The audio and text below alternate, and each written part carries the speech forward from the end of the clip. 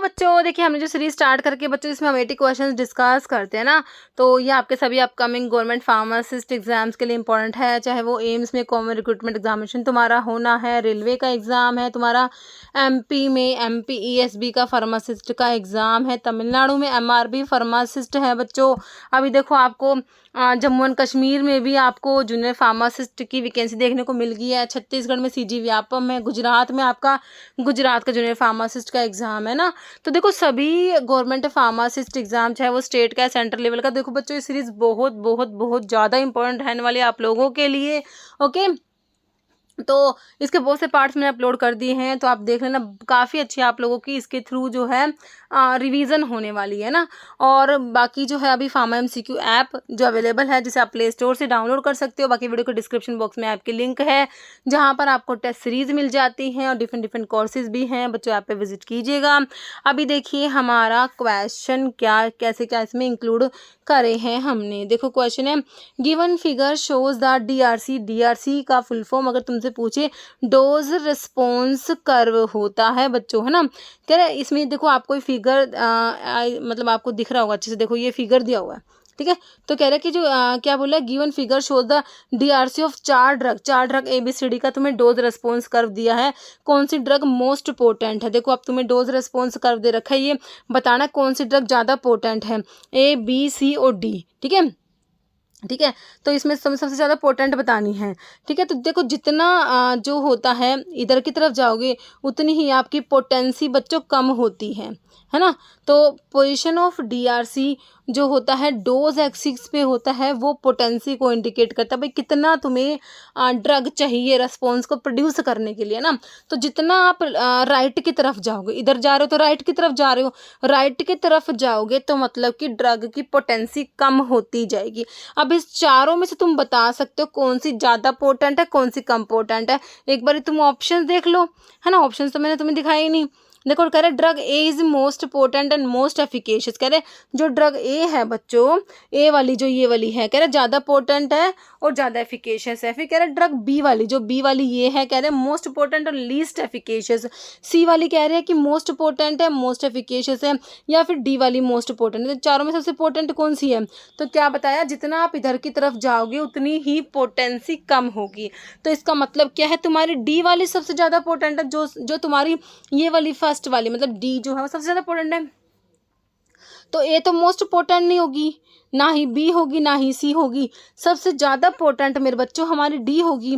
D is most potent and less efficacious than A. अब देखो कह रहे हैं ए से कम एफिकेशियस है, क्यों, जो हाइट ऑफ डीआरसी तुम्हारा डोज रेस्पॉन्स कर्व की जो बच्चों हाइट होती है वो एफिकेसी बताती है। तो ये देखो सबसे ज़्यादा एफिकेशियस है ड्रग ए ड्रग की सबसे ज़्यादा एफिकेसी है, सबसे ज़्यादा पोटेंसी तुम्हारी डी की है।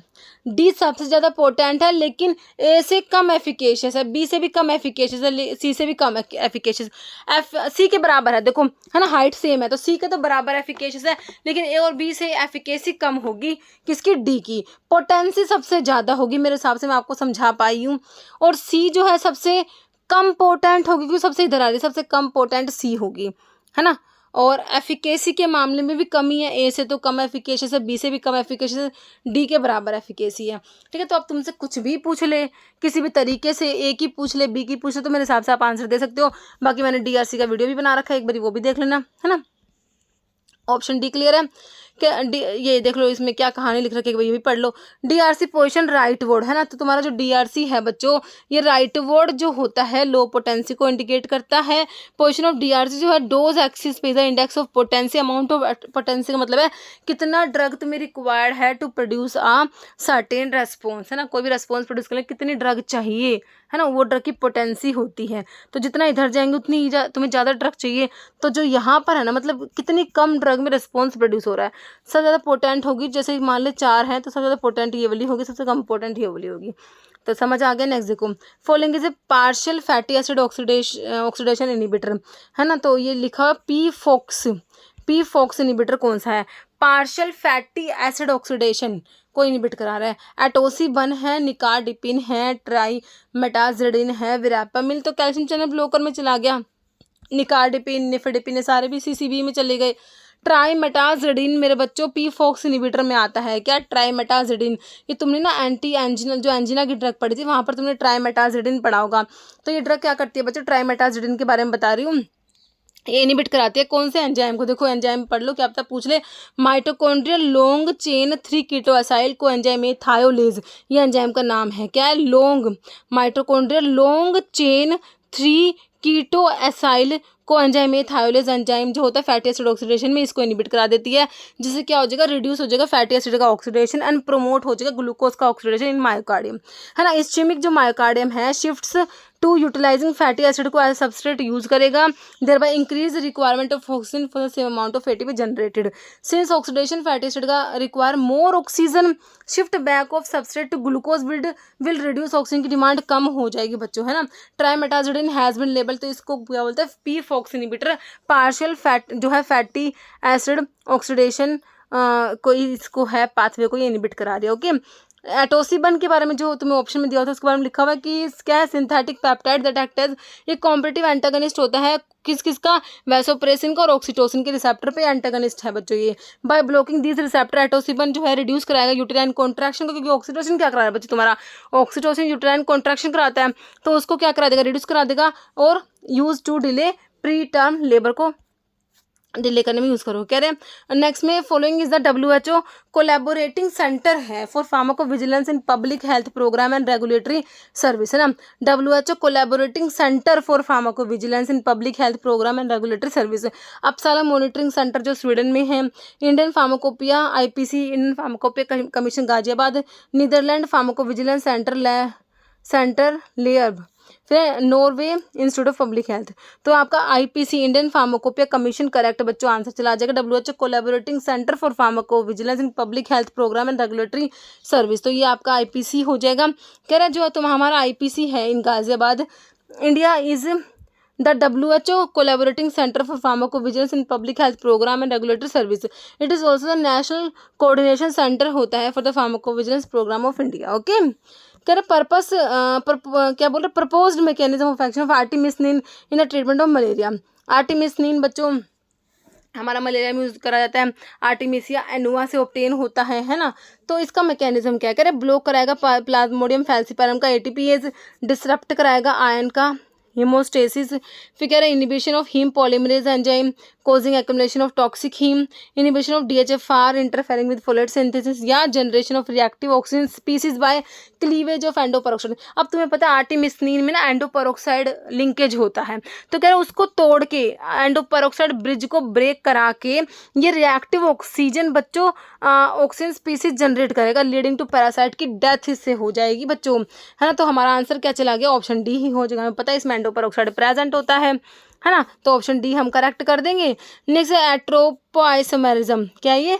एट्रोप isomers are a specific type of, तो ये किस टाइप के आइसोमर्स होते हैं? एट्रोप आइसोमर्स कह रहे हैं स्ट्रक्चरल होते हैं, कन्फर्मेशनल होते हैं, स्टीरियो आइसोमर्स होते हैं या फंक्शनल ग्रुप, है ना। तो बच्चों आपके स्ट्रक्चरल फंक्शनल ग्रुप नहीं होते, ये आपके होते हैं क्या? स्टीरियो आइसोमर्स होते हैं। ऑप्शन सी हो जाएगा। कह रहा है एट्रोप आइसोमर्स होते हैं stereoisomers that result from hindered rotation around a single bond, meaning that due to steric hindrance की वजह से different conformers of the molecule can be isolated as separate compound. कि they are consider stereoisomers because उनका जो special arrangement होता है atom का differ करता है despite having the molecular formula same होता है बच्चों। कह रहे following equipment measure weight variation using reflected energy को यूज करके वेट वेरिएशन को बच्चों मेजर कर रहे हैं। तो रोटोफिल तो बच्चों फिलिंग मशीन होती है, पैलेट्स वगैरह को फिल करने के लिए यूज होती है। वेरिकैप 1200 है। रोटो वे कैप्सूल वेइंग मशीन होती है, इसी में जो है रिफ्लेक्टेंस एनर्जी यूज करा जाएगा। रोटोसोर्ट्स को बच्चों जो फिल्ड अनफिल्ड कैप्सूल्स को अलग अलग करना होता है ना, सोर्टिंग के लिए यूज करते हैं इसको। ओके, तो ऑप्शन सी करेक्ट है। इन्फ्लुएंजा वायरस और RNA वायरस। इन्फ्लुएंजा वायरस क्या है बच्चों?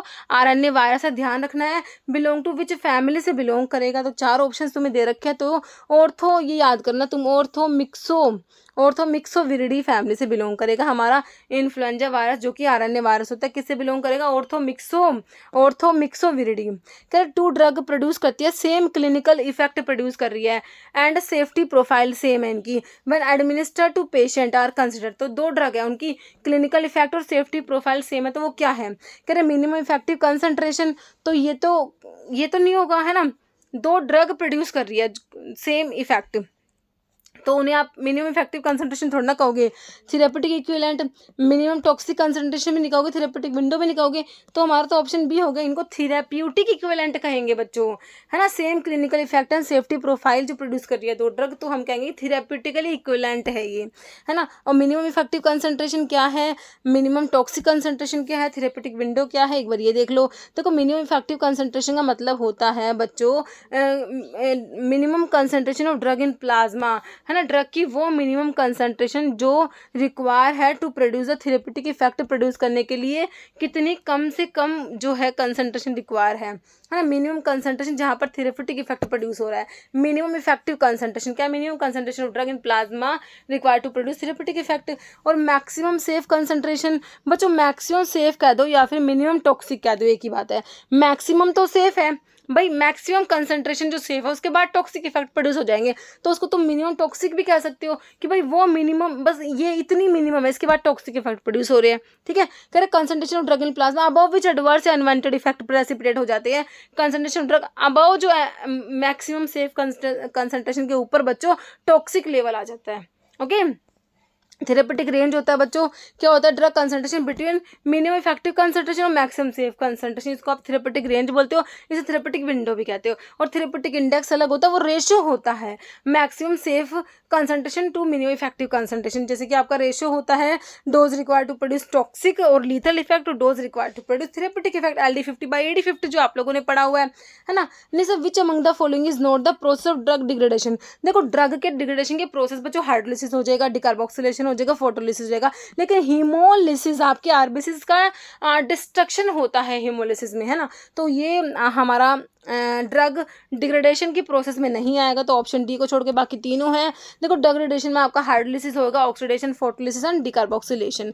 फिर apparent bulk density is expressed in term of, है ना। तो डेंसिटी हमारा मास पर यूनिट वॉल्यूम होता है बच्चों, है ना। तो ग्राम पर ml कह दोगे ना मेरे हिसाब से, तो है ना। ऊपर तो मास है, मास के लिए ऊपर ग्राम होना चाहिए, तो देखो डिग्री सेल्सियस में डेंसिटी परसेंटेज लिखा हुआ है यहाँ पर, तो ग्राम पर ml ऑप्शन सी करेक्ट हो जाएगा यहाँ पर, है ना। कह रहे cryoscopic method is use to adjust. बच्चों जो क्रायोस्कोपिक मेथड है ना, किसको एडजस्ट करोगे? विस्कोसिटी को, आइसोटोनिसिटी को, पार्टिकल साइज को, डिफ्यूजन को, तो इसे हम एडजस्ट करेंगे किसको? आइसोटोनिसिटी को एडजस्ट करने के लिए हमारा क्रायोस्कोपिक मेथड यूज करा जाएगा, ओके।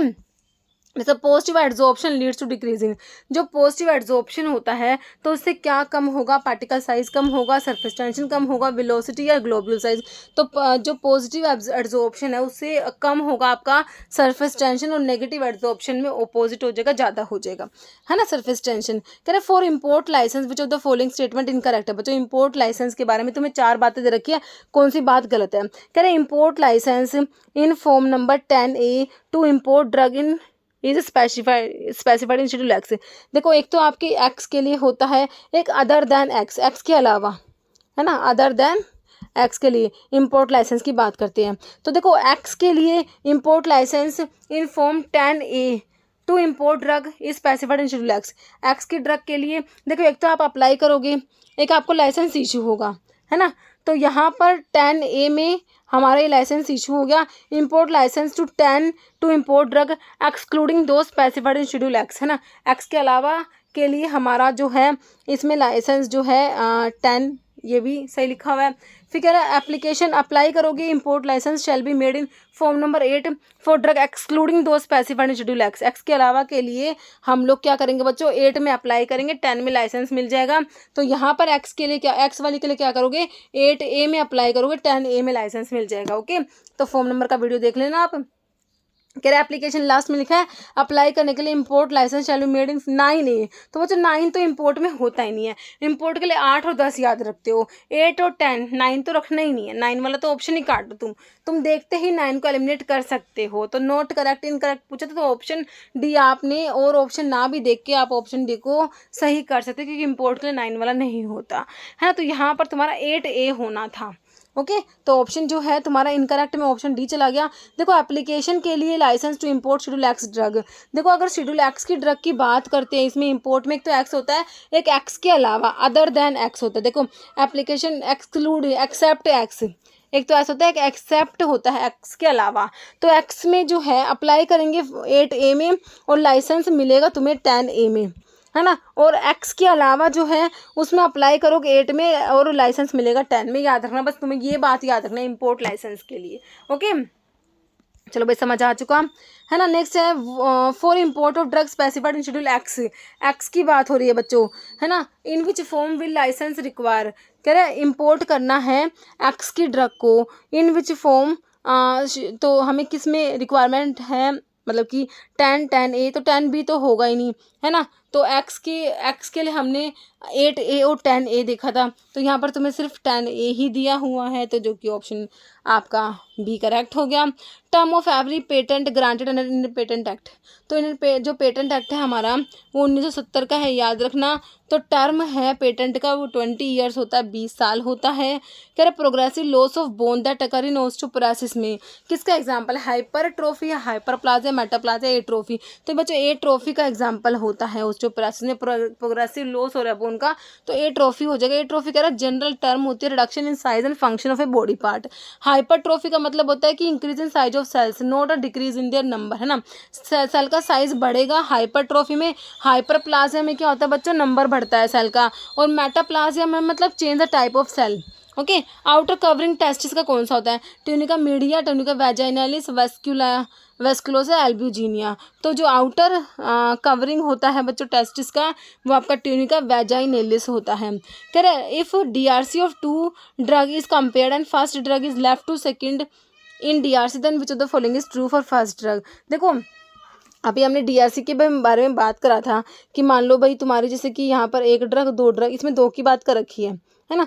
तो कह रहा है 2 drug is compared and first drug, जो फर्स्ट ड्रग है is left to the second, है ना। तो देखो इधर की तरफ तो तुम्हारा राइट होगा, इधर की तरफ लेफ्ट होगा।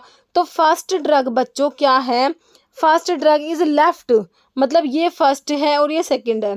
First drug is left to the second, है ना। फर्स्ट ड्रग लेफ्ट है सेकंड के DRC फॉलोइंग ट्रू है। फर्स्ट ड्रग के बारे में क्या सही है, मोर पोटेंट है, तो भाई जितना इधर जाओगे उतना पोटेंसी कम होगा, ये वाली तो लेस पोटेंट हो जाएगी और ये वाली ज़्यादा पोटेंट होगी, क्योंकि तुम्हें ना सिर्फ ये बता रखे लेफ्ट और राइट में, हाइट तो बता नहीं रखी जो कि तुम और कुछ बता पाओगे। तुम इससे बता सकते हो कौन सी ज़्यादा पोटेंट है। क्या drug will have high maximum response होगा, लेस पोटेंट होगी। तो फर्स्ट वाली बच्चों ज़्यादा पोटेंट होगी, सेकंड वाली तो कम होगी। आपको फर्स्ट वाली के लिए बताना है, तो फर्स्ट वाली क्या होगी बच्चों, मोर पोटेंट होगी, इक्वल एक्टिविटी नहीं होगी, ये ज़्यादा पोटेंट होगी। मैक्सिमम रेस्पॉन्स जो है वो हाइट से बताएंगे, वो हम नहीं बता सकते इसमें, क्योंकि हमें हाइट तो मेंशन नहीं करके हमें सिर्फ बता रखा है लेफ्ट और राइट, तो हम बता सकते हैं कौन सी ज़्यादा पोटेंट है कौन सी कम पोटेंट है। ओके तो ऑप्शन 1 करेक्ट है। चलो भाई नेक्स्ट देखो, ये लिखा हुआ है which among the following example है हाई शेयर मिक्सचर का, सिग्मा ब्लेड, टरबाइन, जेट या नोटा। तो ये ना सिग्मा ब्लेड मिक्सर जो होता है बच्चों हाई शेयर मिक्सर में आ जाएगा। फॉलोइंग स्टेटमेंट ट्रू नहीं है, not true. Uterine relaxants are drug that, uterine relaxants होते हैं बच्चों क्या करेंगे, वो यूटेरिन के मोटिलिटी को कम कराते हैं। यूटेराइन रिलैक्सेंट्स को टोकोलिटिक्स भी कहते हो तुम। यूटेराइन रिलैक्सेंट्स में आपका रिटोड्रिन टोकोलिटिक में आता है, यूटेराइन रिलैक्सेंट होता है, बिल्कुल सही। बीटा 2 पे एगोनिस्ट ना होकर मेरे बच्चों एगोनिस्टिक एक्टिविटी रखते हैं ये। तो इनकरेक्ट में तो मतलब कि नॉट ट्रू तुमसे गलत पूछा है ना, तो ऑप्शन जो है डी गलत लिखा हुआ है कि नहीं, एगोनिस्ट होते हैं। इनकरेक्ट बताओ। तेरे ब्लियोमाइसिन ग्लाइकोपेप्टाइड एंटीबायोटिक में आती है, वेंकोमाइसिन भी ग्लाइकोपेप्टाइड में आ रही है, बेसिट्रासिन पॉलीपेप्टाइड में आता है, स्ट्रिप्टोमाइसिन मैक्रोलाइड। भाई स्ट्रिप्टोमाइसिन तो एमिनो ग्लाइकोसाइड्स में आती है, गलत लिख दिया इन्होंने। किस में आती है, एमिनोग्लाइकोसाइड एंटीबायोटिक में आती है, स्ट्रिप्टोमाइसिन, जेंटामाइसिन, है ना। Identify false statement about benzodiazepines, कह रहे बेंजोडाइजेपिन्स क्या कराएंगे बच्चों, एंजाइटी को कम कराते हैं, बिल्कुल हमारे एंजाइटी को कम कराएंगे। कन्वल्शंस बच्चों ये नहीं कराते बेंजोडाइजेपिन्स, देखो ये तो एंजाइटी को कम कराते हैं, है ना। आप सेडेटिव हिप्नोटिक्स में इनको पढ़ते हो, कन्वल्शंस थोड़ी ना कराएंगे। Benzodiazepines produce muscles relaxants and loss of motor coordination. Benzodiazepine useful करता है इंसोम्निया में, यूज़ करोगे भाई नींद नहीं आती तो देते हैं ना बेंजोडाइजेपिन्स, ठीक है। तो ये कन्वर्शंस नहीं कराएंगे, है ना, यही गलत लिखा हुआ है। नेक्स्ट है CFR का, यह कोड ऑफ फेडरल रेगुलेशन, इसका फुल फॉर्म होता है। पार्ट 211 ऑफ USFDA क्या डिस्क्राइब करता है, करंट गुड क्लिनिकल प्रैक्टिस नहीं होता, good packaging, good manufacturing, GMP, current GMP, CGMP जिसको बोला जाता है, CGMP आता है बच्चों, ऑप्शन सी हो जाएगा। कह रहे USFDA जो है, US food and drug administration 21 CFR part 211 को क्या कहते हैं, CGMP, outline minimum requirement for manufacturing pharmaceutical drug. This requirements ensure that drug safe है, प्योर है, meet quality standard. No true calcitriol के बारे में, कैल्सिट्रायल तुम्हारे विटामिन डी की एक्टिव फॉर्म होती है। तो हमने देखा था कैल्शियम के लेवल को रेगुलेट करने वाले 3 हार्मोन्स थे, एक तो मेरा कैल्सिटोनिन था, दूसरा हमारा कौन सा था बच्चों, कैल्सिटोनिन तो कम कराएगा, पैराथॉर्मोन्स बढ़ाता है कैल्शियम के लेवल को, कैल्सिट्रायल मैंने तुमको बताया था ये बढ़ाएगा, है ना। तो एक्टिव फॉर्म में विटामिन D3 का बिल्कुल है। एनहेंस कराएगा reabsorption of calcium and phosphate from bone, बिल्कुल कराएगा भाई, इसने कैल्शियम के लेवल को बढ़ाना है। Prevent tubular reabsorption of calcium and phosphate का ट्यूबुलर रीअब्जॉर्प्शन प्रिवेंट नहीं करता बच्चों, एनहेंस करता है, इसने कैल्शियम के लेवल को बढ़ाना है बच्चों। Enhance absorption of calcium and phosphate from intestine, बिल्कुल करेक्ट है, ओके। तो ऑप्शन सी गलत लिखा हुआ है। इनकरेक्ट मैच फिर से बता दो तुम, कह रहा सिफालोथिन पेरेंटरल, देखो ड्रग उनके रूट ऑफ एडमिनिस्ट्रेशन दे रखा है। सिफालोथिन से जो है सिफालोस्पोरिन में फर्स्ट जनरेशन में आता है, पेरेंटरल है। इंसुलिन को ओरल दोगे क्या, नाइट्रोग्लिसरीन को सबलिंगुअल देते हैं, सिर्फ ट्रायोक्सिन पेरेंटरल। तो इसमें से इनकरेक्ट कौन सा लग रहा है भाई, इंसुलिन। इंसुलिन को हमेशा जो है हम ओरली तो देते ही नहीं है, हम तो इंसुलिन को सबकुटेनियस रूट से देते हैं, क्योंकि ये प्रोटीन है, अमीनो एसिड से मिलकर बना हुआ प्रोटीन है, तो स्टमक में जाके जो है, स्टमक में तो प्रोटोलिटिक एंजाइम प्रेजेंट है, तो वो इसको ब्रेक डाउन करा देंगे, तो इसका डिग्रेडेशन हो जाएगा, तो इसलिए इसको ओरली नहीं देते हैं। ऑप्शन बी करेक्ट हो जाएगा। इनकरेक्ट फिर से बता दो बच्चों, कह रहे फिब्रिनोलिटिक्स जो होते हैं ना, फिब्रिनोलिटिक्स है ना, थ्रोम्बोलिटिक्स भी जिन्हें कहते हैं, फिब्रिनोलिटिक्स होते हैं, स्ट्रिप्टोकाइनेज, ये सब कह रहे प्लाज्मिनोजन को एक्टिवेशन कराते हैं, बिल्कुल कराते हैं। एक एंटी फिब्रिनोलिटिक होता है जो इसके एक्टिवेशन को इनहिबिट कराएंगे, प्लाज्मिनोजन के एक्टिवेशन को इनहिबिट कन्वर्टर में एंटी फिब्रिनोलिटिक बिल्कुल करेक्ट लिखा हुआ है। एप्सिक्सीमैब GP सेकंड में थर्ड है, इनिवेटर में एप्सिक्सीमैब बिल्कुल आता है। एप्टिफिबा, टाइरोफिबैम, है ना, वो ड्रग है। बाकी एस्पिरिन कह रहा है एक्टिवेट कराएगी, थ्रोम्बोक्सिन की सिंथेसिस को एक्टिवेट नहीं कराती बच्चों, नहीं कराती, है ना, इसकी सिंथेसिस को इनिबिट कराती है। तो यहाँ पर तभी तो इसका एंटीप्लेटलेट एक्शन देखने को मिलता है एस्पिरिन का, है कि नहीं। तो ऑप्शन आपका यहाँ पर हो गया डी, जो इनकरेक्ट है। In case of suppository base SFI, तो बच्चों सॉलिड फैट इंडेक्स होता है, जो तुम्हें ऑप्शन डी में दे रखा, सॉलिड फैट इंडेक्स याद रखना। Volume of blood that flow per unit time, per unit volume of tissue, है ना, per unit time, per unit volume of tissue, volume of क्या कह रहे हैं, volume of blood that flow per unit time, per unit volume of tissue. तो बच्चों इसे क्या कहेंगे, residence time, elimination, gastric emptying rate है, परफ्यूजन रेट इसे कहोगे तुम, क्या कहोगे, option D perfusion rate. Leaching bye immersion of crude drug in a solvent is also known as maceration, precipitation, evaporation या क्रिस्टलाइजेशन। भाई लीचिंग बाय, जो crude drug को इमर्स कर दिया सोलवेंट में, है ना, तो ये बच्चों आपका मैसरेशन में होता है, ऑप्शन ए करेक्ट हो जाएगा। फिर कह रहे हैं इनकरेक्ट फिर से बताना है, ड्रग उनके पार्ट, कौन सा पार्ट यूज होता है। कह रहे कुर्ची का बार्क बिल्कुल है, वसका का बार्क में तो लीफ होता है बच्चों, क्वेशिया का वुड, आइपिका का रूट बिल्कुल करेक्ट है, लेकिन वसका का तुम्हारा बच्चों लीफ होता है, क्विनाजोलिन अल्कलॉइड में आता है, थोड़ा वसका एकेंथेसी फैमिली है ना, तो इसका लीफ यूज होता है वसका का। नेक्स्ट है following is user, suppository base कौन सा है, कोकोआ बटर को थियोब्रोमा ऑयल, कोकोआ बटर जो कि आपके थियोब्रोमा ऑयल को क्या बोलते हैं बच्चों, कोकोआ बटर थियोब्रोमा ऑयल, है ना। पॉलीथिलीन ग्लाइकोल, ये भी आपके वाटर सोल्यूबल बेस में आएंगे। एडिपट सॉलिडस जो आपके सिंथेटिक बेस होते हैं, इमल्सिफाइंग बेस होते हैं, है ना, ये आपके फैटी बेस होते हैं। सपोजिटरी के बेस को आपने FEW से याद कर रखा है ना, फैटी बेस होते हैं, इमल्सिफाइंग बेस होते हैं, water soluble, water miscible base होते हैं, ठीक है, तीनों ही आपके सपोजिटरी के बेस ही दे रखे हैं। तो यहाँ पर तुम ऑप्शन डी कर दोगे ऑल, है कि नहीं। नेक्स्ट है which one of the one is not the purpose of enteric coating का पर्पस नहीं है। कह रहे to increase bioavailability of drug, drug की बायोलिटी बढ़ाने के लिए करते हो। Prevent drug degradation in stomach में ड्रग का डिग्रेडेशन ना हो तो भैया इसको प्रिवेंट करने के लिए करते हैं। Prevent gastric irritation cause by drug, कोई ड्रग गैस्ट्रिक इरिटेशन कोज करा ना दे इसके लिए करते हैं। सही है। लोकल एक्शन चाहिए तुम्हें इंटेस्टाइन में तो इसके लिए करते हो। बायोलिटी नहीं बढ़ा सकते तुम इससे। ऑप्शन ए है नॉट द पर्पस पूछा है। केमिकल कॉन्स्टिट्यूशन ऑफ कैओलिन, कैओलिन क्या होता है बच्चों, KHAS क्या होता है कैओलिन, KHA हाइड्रेटेड एल्यूमिनियम सिलिकेट होता है, HAS हाइड्रेटेड होता है ना।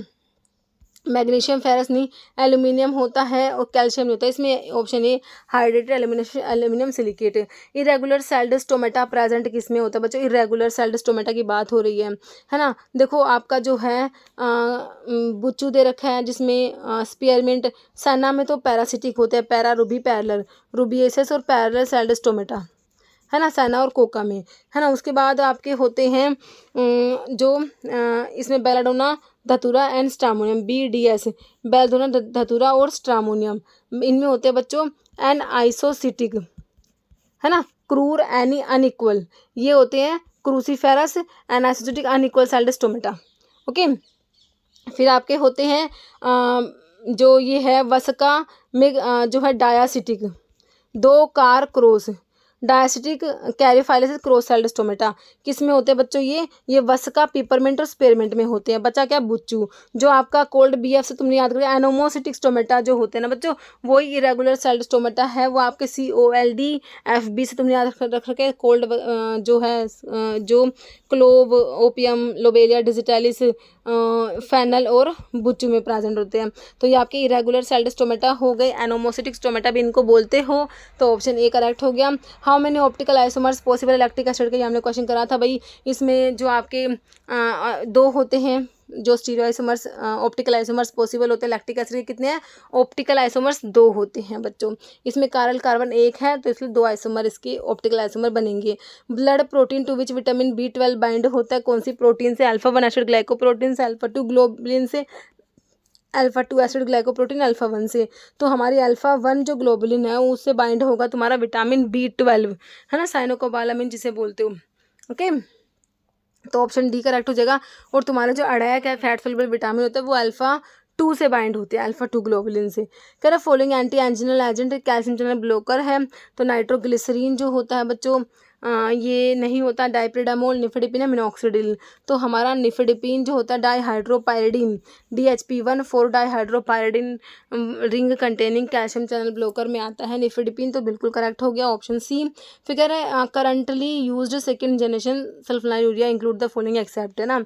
तो देखो सेकेंड जनरेशन में सारे ही आएंगे, टोलब्यूटामाइड को छोड़ के फर्स्ट जनरेशन में आते हैं। बाकी ग्लिपिजाइड, ग्लिकलेजाइड, ग्लीमेपिराइड, ग्लिबनक्लेमाइड, ग्लाइबिराइड, ये सारे हमारे सेकंड जनरेशन में आते हैं। कह रहे following substance is synthesised in intima of blood vessel, strong inhibitor platelet के एग्रीगेशन को बच्चों इनहिबिट करा रहा है ना। थ्रोम्बोक्सिन A2 तो एग्रीगेशन कराते हैं बच्चों है ना। प्रोस्टासाइक्लिन, प्रोस्टाग्लैंडिन I2 ये एग्रीगेशन को इनहिबिट कराते हैं। थ्रोम्बोक्सिन A2 क्या करते हैं बच्चों, प्लेटलेट को एग्रीगेट कराते हैं, थ्रोम्बोक्सिन्स जो होते हैं ना। ठीक है। तो यहाँ पर ऑप्शन बी तुम्हारा बिल्कुल सिंपली राइट हो गया। कह रहे थ्रोम्बोक्सिन्स जो होते हैं produce locally by platelets potent inducer है, एग्रीगेशन को इंड्यूस कराएंगे। और जो I2 प्रोस्टाग्लैंडिन I2 है ये जनरेटेड बाय वैस्कुलर एंडोथेलियम, ये इनहिबिटर होता है प्लेटलेट एग्रीगेशन का। ओके। कह रहे थायरोइड आयोन कैसे काम करेंगे, स्टिमुलेट कराएंगे beta cells of pancreas to produce insulin का प्रोडक्शन को स्टिमुलेट कराने के लिए हमारे सल्फोनाइलूरियाज होते हैं बच्चों है ना, ये तो नहीं कराते। बाकी मेग्लिटिनाइड डेरिवेटिव और एक और क्लास हमने पढ़ी थी कौन सी, DPP4 इनहिबिटर, तीनों ड्रग इंसुलिन के सिक्रेशन को स्टिमुलेट करा रही थी। रिवर्स इंसुलिन रेजिस्टेंस, बिल्कुल इंसुलिन रेजिस्टेंस को रिवर्स कराने में आपने जो है एक तो बाइगोनेट्स पढ़े थे, दूसरे थायाजोलिन डायंस पढ़े थे। By stimulating GLUT4 expression and translocation, देखो दूसरी बात करेक्ट लिखी है। रिड्यूस करेंगे absorption of carbohydrate from the gut, ये आपके अल्फा ग्लूकोसिडेज इनहिबिटर होते हैं। तो थायाजोलिन डायोन्स के लिए ऑप्शन बी करेक्ट है ना बच्चों। देखो ओरल एंटी डायबिटिक ड्रग का क्लासिफिकेशन हमने पढ़ा था, तो इसे एक तो दो मतलब कि एक तो ऐसी क्लास है जो इंसुलिन का सिक्रेशन एनहांस कराएगी। उसमें एक तो आपके पोटेशियम एटीपी चैनल ब्लॉकर्स आते हैं, दूसरे DPP-4 इनहिबिटर आते हैं। पोटेशियम एटीपी चैनल को ब्लॉक कराने वाली ड्रग में आपकी दो आती है, एक सल्फोनाइल यूरियाज, दूसरे मैग्नेटाइट डेरिवेटिव्स होते हैं। ठीक है, ये तीनों जो है, ये तीनों क्या करती है, इंसुलिन का सिक्रेशन बढ़ा रही है ना। एक होते हैं कम करेंगे इंसुलिन की रेजिस्टेंस को, जिसमें आपने पढ़े थे कौन से बाइगोनाइड्स होते हैं, साइक्लिक जो है AMP जो है एक्टिवेटर होते हैं, एक आपके जो थायरोजोलिन डायोन्स होते हैं। इंसुलिन के अब्जॉर्प्शन को रिटार्ड कराएंगे अल्फा ग्लूकोसाइडेज इनहिबिटर होते हैं। बाकी मिसलेनियस ड्रग में आपने SGLT2 इनहिबिटर ये सब पढ़े हैं। ठीक है, तो यहाँ पर जो है इंसुलिन का सिक्रेशन बढ़ाएंगी कौन कौन सी drug, sulfonyl ureas, magnetite derivative और DPP-4 इनहिबिटर।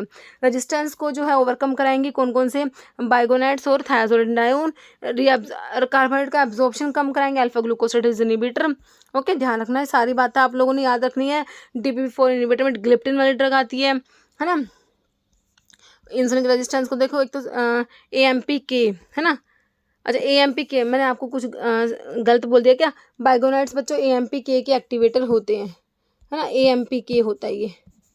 और थायरोजोलिन डायोन क्या है, PPAR गामा को एक्टिवेट कराते हैं। इंपॉर्टेंट है, ध्यान रखना। AMPK एक्टिवेटर में बाइगोनाइड्स आते हैं, AMPK एक्टिवेटर में, और PPAR गामा एक्टिवेटर में थायरोजोलिन डायोन्स आते हैं, इसमें पायोग्लिटाजोन आएगा। AMPK एक्टिवेटर में बाइगोनाइड्स आपका मेटफॉर्मिन आ गया। मिसलेनियस में SGLT2 इनहिबिटर होते हैं, बाकी डोपामिन D2 एगोनिस्ट भी यूज करे जाते हैं, ब्रोमोक्रिप्टिन। ओके, कह रहे medical termination of pregnancy act 1971 का बच्चों, इसके रूल्स कब आए, 1975 में है, याद रखना आप लोगों ने। ओके, नेक्स्ट है एग्जाम्पल ऑफ 2 एंजाइम जिसमें कि जिंक प्रेजेंट है, जिंक कंटेनिंग है, बताओ। Alcohol dehydrogenase and carbonic anhydrase. देखो ज़ैंथिन ऑक्सीडेज, फिनोल ऑक्सीडेज। देखो यहाँ पर जो है कार्बोनिक अनहाइड्रेज में जिंक है, तो ऑप्शन ए हो जाएगा अल्कोहल डिहाइड्रोजिनेज और कार्बोनिक अनहाइड्रेज दोनों में जिंक होता है बच्चों। कह रहे हैं मेटालो एंजाइम होते हैं, enzyme hold metal rather tightly which are not readily exchangeable. Alcohol dehydrogenase हो गए, carbonic anhydrase, alkaline phosphatase, carboxypeptidase, aldolase, इन सभी में जिंक है। फिनोल ऑक्सीडेज में कॉपर है, पायरुवेट ऑक्सीडेज में मैग्नीज है, ज़ैंथिन ऑक्सीडेज में मोलिब्डेनम और साइटोक्रोम ऑक्सीडेज में आयरन कॉपर, याद रखना। फिर कह रहे हैं enzyme that is responsible for conversion of ATP से साइक्लिक AMP बनाएगा बच्चों। क्या कर रहा है ये, ATP से बना रहा है साइक्लिक AMP। क्या होता है, एडेनाइल साइक्लेज एंजाइम होता है। कौन सा होता है बच्चों, ऑप्शन बी में एडेनाइल साइक्लेज आप लोगों का करेक्ट आंसर हो जाएगा। अल्कोहल कंटेनिंग ग्लाइकोलिपिड, ग्लाइकोलिपिड्स जो होते हैं ना बच्चों, लिपिड्स तुमने पढ़े, कंपाउंड लिपिड्स जो होते हैं, तो ग्लाइकोलिपिड्स जो होते हैं ना उसमें अल्कोहल कौन सा है, मैल्टिटोल, ग्लिसरॉल, नहीं तो स्फिंगोसिन अल्कोहल प्रेजेंट होता है। Most abundant plasma protein present in body, तो मोस्ट अबंडेंट कौन सा है, एल्ब्यूमिन होता है। मोस्टली ड्रग एल्ब्यूमिन से बाइंड होती है, एसिडिक ड्रग एल्ब्यूमिन से बाइंड होती है, basic drug alpha 1 acid glycoprotein से बाइंड होती है।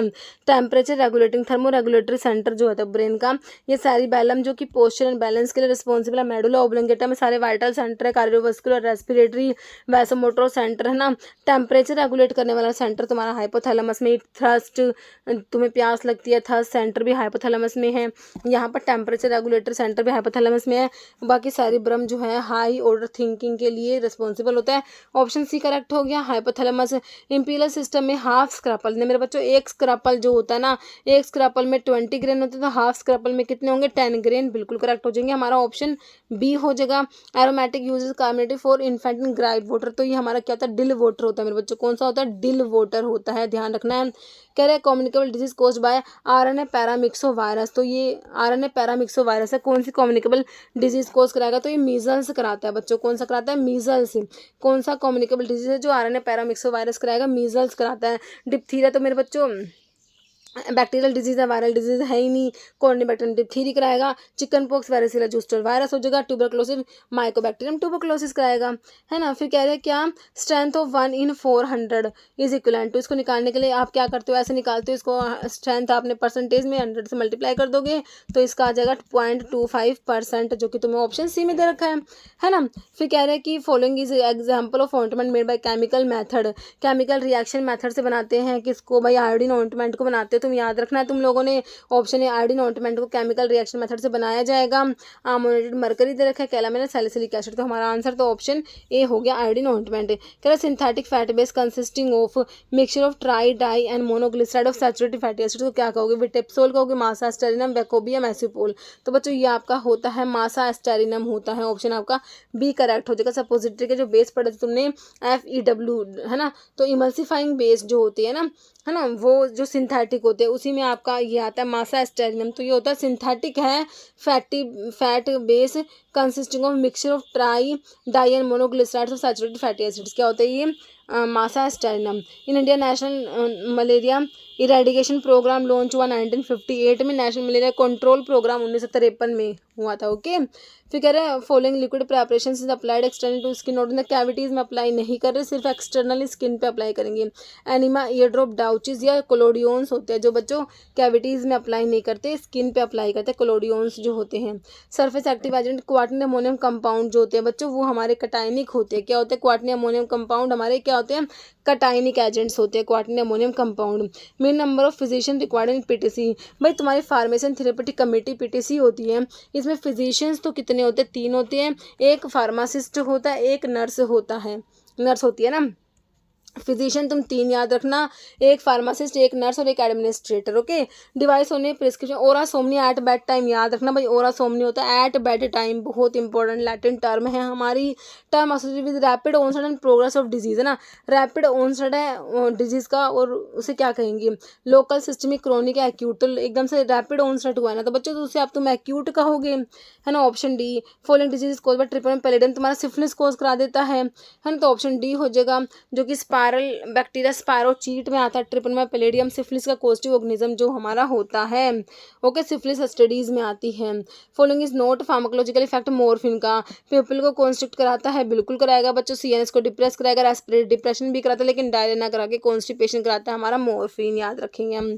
कह रहे following is class 1A antiarrhythmic drug. Class 1A में मेरे बच्चों मैंने क्यूपिड से 3 ड्रग याद करा, क्विनिडीन, प्रोक्रामाइड, डायसोपायरामाइड। इसमें कौन सा ड्रग है? डायसोपायरामाइड, जो कि तुम्हारा ऑप्शन बी करेक्ट हो गया। सोटालोल तो बीटा ब्लॉकर है, विरापामिल कैल्शियम चैनल ब्लॉकर है और प्रोपेनोल भी बीटा ब्लॉकर है, तो यहाँ पर ऑप्शन बी करेक्ट है। क्लास 2 एंटीएथमिक ड्रग की बात हो रही है, क्लास 2 में बीटा ब्लॉकर आते हैं, तो विरापामिल तो कैल्शियम चैनल ब्लॉकर जो क्लास 4 में आता है। एनकेनाइड, फ्लिकेनाइड एंड फ्लीप्रोमोरी क्लास 1C में आते हैं। लिडोकेन क्लास 1B में आता है। यहाँ पर क्लास 2 में प्रोपेनोल जो है लोल वाले बीटा ब्लॉकर आते हैं, है ना बच्चों। रिवर्सिबल कोलिनर्जिक इनिबिटर कौन सा है ना, रिवर्सिबल जो है कोलिनर्जिक इनिबिटर की बात हो रही है बच्चों। जो मतलब कि ये ड्रग जो है यहाँ पर क्या लिखा है, जो कोलिनेस्ट्रेज एंजाइम को इनिबिट करा रही है, एंटी कोलिनेस्ट्रेज की बात हो रही है इनडायरेक्टली, लेकिन कोलिनर्जिक ड्रग भी बोलते हैं इनको, है ना। तो ये क्या होता है? कोलिनेस्ट्रेज इनिबिटर, कोलिनेस्ट्रेज एंजाइम जो है एसिटाइलकोलिन की हाइड्रोलिस कराता है उसको इनिबिट कराते हैं, है ना। तो यहाँ पर आपका फाइसोस्टिग्मीन, नियोस्टिग्मीन, पाइडोस्टिग्मीन, नाइट्रोफोनियम, डोनिपेजिल, गैलेंटामिन, रिवास्टिग्मीन, है ना, एक्रिडिन में टैक्रिन ये सब ड्रग आती है, तो ऑप्शन आपका सी करेक्ट हो जाएगा। ये कोलिनेस्ट्रेज इनिबिटर रहेगा। ओके, कोलिनेस्ट्रेज थोड़ा सा इसमें सही कर लो, कोलिनर्जिक में कोलिनेस्ट्रेज इनिबिटर है। ओके, फिर कह रहा है सेलेक्टिव अल्फा 1 ब्लॉकर, तो जोसिन वाले प्राजोसिन, डोक्साजोसिन, टैमसोलोसिन, टीराजोसिन, जोक्सिन वाले जो ड्रग होते हैं सेलेक्टिव अल्फा 1 ब्लॉकर में। प्रोपेनलोल बीटा ब्लॉकर है, लोल वाले सारे बीटा ब्लॉकर होते हैं। Aluminium hydroxide comes under the category of, तो एंटासिड्स में तुम्हारा एल्यूमिनियम हाइड्रोक्साइड जो systemic antacid, non systemic antacid पढ़ते हो। नॉन सिस्टमिक में आपका जो है एल्यूमिनियम हाइड्रोक्साइड, मैग्नीशियम, ये आपका जो है मेगाल्ट्रेट, मैग्नीशियम ट्राइसिलिकेट, ये सब आते हैं। कैल्शियम कार्बोनेट आता है बच्चों, है ना। कह रहे first pharmacy council of India was constitute which year, PCI का फर्स्ट कॉन्स्टिट्यूशन कराया 1949 में और फार्मेसी एक्ट आया 1948 में बच्चों के। कह रहे tenure of nominated member on central council, central pharmacy council, PCI की बात हो रही है। नॉमिनेटेड मेंबर का टेन्योर बच्चों होता है इसमें 5 साल के लिए होता है ना, तो ऑप्शन तुम्हारा सी करेक्ट हो जाएगा। फिर कह रहे रजिस्टर्ड फार्मेसी का मतलब क्या? पर्सन जिसने पास करा डिप्लोमा या फिर who is working as compounder whose name registered state के रजिस्टर में member of central pharmacy council में, जिसका नेम रजिस्टर्ड हो चुका है ना, रजिस्टर्ड फार्मासिस्ट है जिसका नेम रजिस्टर्ड है स्टेट के रजिस्टर में। ओके, फार्मेसी एक्ट सभी को पता है 1948 में आया, है ना, ऑप्शन बी करेक्ट हो जाएगा। फिर कह रहे appointment of drug inspector is as per the section of drug and cosmetic act 1940। Drug inspector के अपॉइंटमेंट के लिए सेक्शन 21 आता है बच्चों, याद रखना है। पावर के लिए सेक्शन 22 आता है। लिस्ट ऑफ आयुर्वेदिक यूनानी पॉइजन्स की बात करोगे तो उसका आपने शेड्यूल E1 को याद रखना है। देखो पॉइजनस ड्रग के लिए शेड्यूल E आता है, लेकिन आयुर्वेद सिद्धा यूनानी की पॉइजन्स की बात करोगे तो E1 तुमने याद रखना है। कह रहा DTAP simple drug technical advisory board होता है। और अभी तुम्हारे पेपर में ASU आसू आयुर्वेद सिद्धा यूनानी की DTAP की फुल फॉर्म पूछी गई थी। ड्रग टेक्निकल एडवाइजरी बोर्ड हमें दे रखा है, ऑप्शन ए में दे रखा है, बिल्कुल करेक्ट हो गया। Drug technical advisory board. Schedule X की ड्रग कौन सी है? सिप्रोफ्लोक्सिन डेक्सामेफेटामिन होता है बच्चों। शेड्यूल एक्स में narcotic drug, habit forming substance, psychotropic substance आते हैं, तो आपका डेक्सामेफेटामिन एम्फेटामिन शेड्यूल एक्स की ड्रग आ जाएंगी, बिल्कुल करेक्ट। पैरास्टामोल टोलबिटम में सिप्रोफ्लोक्सिन नहीं आएंगे शेड्यूल एक्स में। Guideline to undertake clinical trials के लिए हमने याद रखा है क्या? हम शेड्यूल वाई को याद रखेंगे। आर में मैकेनिकल कंट्रासेप्टिव, एन में minimum equipment required for the efficient running of pharmacy, M में GMP आता है, M1 M2 M3 HCM से हमने होम्योपैथिक मेडिसिन के लिए, HCM से हम लोगों ने कॉस्मेटिक्स और मेडिकल डिवाइसेस के लिए M1 M2 M3 पढ़ा हुआ था, याद रख रखा है। फिर कह रहे हैं लाइफ पीरियड ऑफ ड्रग के लिए हमने शेड्यूल P पढ़ा हुआ है बच्चों। Q में कोलतार कलर्स के स्टैंडर्ड्स हैं, R में कॉन्ट्रासेप्टिव्स आते हैं, V में पेटर्न प्रोप्राइटरी मेडिसिन आती हैं। माइफप्रेस्टोन एंटीप्रोजेस्टिन होता है, माइफप्रेस्टोन और मिसोप्रोस्टोल का कॉम्बिनेशन यूज करते हो ना, ऑप्शन ए हो जाएगा माइफप्रेस्टोन के एंटीप्रोजेस्टिन। कह रहे हैं माइफप्रेस्टोन को RU486 ये medication typical use in combination misoprostol के साथ में to bring about medical abortion during pregnancy. Okay. Streptokinase fibrinolytics में, थ्रोम्बोलिटिक्स में आता है बच्चों, क्या करेगा? प्लाज्मिनोजन को एक्टिवेट कराता है ना। कह रहे is a part of therapeutic regimen following mechanism of action. Inhibit the conversion of fibrinogen to fibrin, activate conversion of fibrin to fibrin split product, activate conversion of क्या करता है? हाँ एक्टिवेट करेगा प्लाज्मिनोजन से प्लाज्मिन बनाएगा बच्चों के, या फिर प्रोथ्रोम्बिन से थ्रोम्बिन, तो ऑप्शन सी करेक्ट है तुम्हारा बिल्कुल। फिर क्या कह रहे हैं? Drug has a steroid like structure responsible for its anti androgenic effect है ना, स्टीरॉयड के ऐसी स्ट्रक्चर है बच्चों। अमाइलोराइड, फ्यूरोसिमाइड, हाइड्रोक्लोरोथायराइड, स्पाइरोलेक्टोन। स्पाइरोलेक्टोन स्टीरॉयडल तुम्हें कितनी बार बताया? पोटेशियम स्पेयरिंग है, हाइपरकैलेमिया करा देगा, जाइनेकोमास्टिया भी कराता है, कैंडिडोन इसका एक्टिव मेटाबोलाइट होता है ना। तो यहाँ पर स्पाइरोलेक्टोन स्टीरॉयडल होता है, एल्डोस्टेरोन का एंटागनिस्ट है। बाकी अमाइलोराइड जो है और triamterene renal epithelial sodium channel blockers होते हैं, पोटेशियम स्पेयरिंग में ही आते हैं। Furosemide loop diuretic, hydrochlorothiazide thiazides में आते हैं। फिर क्या करें? DPCO सिंपल है, ड्रग प्राइस कंट्रोल ऑर्डर। कौन सा ऑप्शन में? ड्रग प्राइस कंट्रोल ऑर्डर है ना। इस टाइप से देखो फुल फॉर्म पे क्वेश्चन बनते हैं। Medical termination of pregnancy act दोबारा से आ गया 1971, उसके रूल्स 1975 में आए थे, है ना, ऑप्शन ए। ठीक है बच्चों, तो इतने क्वेश्चन थे। ओके।